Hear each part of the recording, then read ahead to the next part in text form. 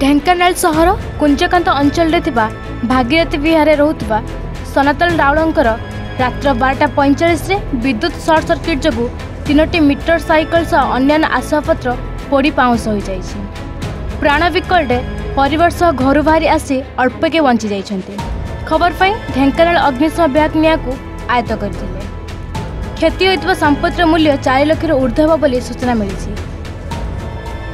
काली 12:45 बेलू आम जाइलु फोन कले कहले एमती घर निआ लगी जाइए टिके आस आम आसिलु फायर वाला को फोन कलु। फायर वाला भी सांगे सांगे आसिला पर देखला पूरा निआ पूरा सांघातिक लगिकी रही। आम भितर भी पशि पाइलुनी बहुत चेष्टा कलु पशि पाइलु। फायर वाला आसिक डिभाडुबी कलाठू टिके निआ आयत हलाठू आम पशिकी 6 जन को खंडे धरिकी आसिलु। 6 जन धरिकी आस देखलु समस्ते भल अच्छा भगवान दयारू कहीं किसी माने क्षति है कहार किसी आमती यहाँ सर्ट सर्किट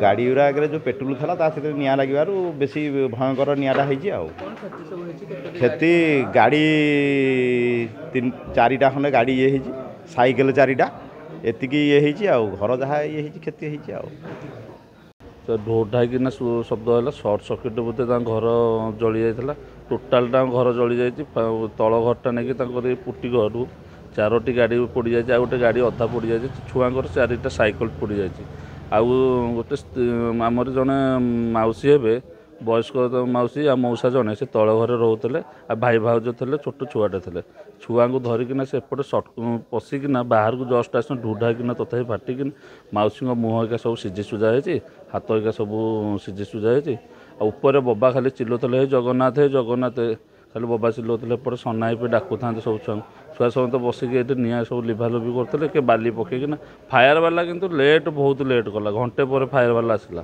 एत लेट फायर वाला कह कथा न। ढेंकानाल स्वतंत्र प्रतिनिधि अक्षय कुमार रिपोर्ट एन ओडिशा।